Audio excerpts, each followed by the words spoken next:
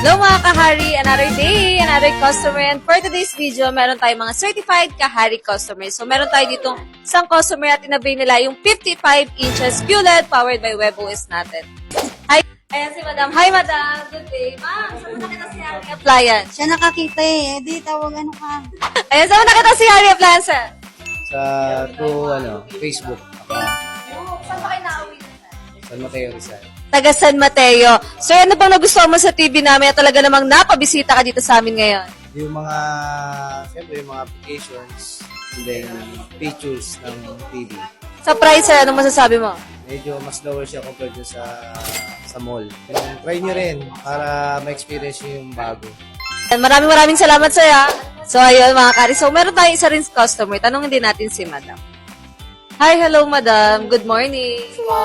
Madam, saan mo nakita si Ari Appliance? Sa vlog lang po. Ma'am, taga saan ka pa nauwi niyan? Patay-tay po.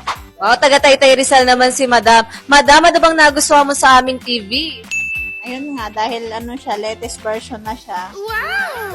Latest, nagandahan si Madam dahil latest na yung TV natin. Actually, mga kahari, ang WebOS TV po, ito po yung mga latest TV ngayon, naka auto-update at voice command operated. Madam, pagdating sa price ng TV natin, ano masasabi mo po? Mas mura siya sa iba. Thank you so much. Madam, syempre sa mga gusto rin mag-avail or gusto rin ng mga affordable at advanced features na TV, as ikaw din katulad mo, Madam, anong masasabi mo sa kanila? Punta na po kayo dito sa Hillside para umorder ng TV. Maganda po.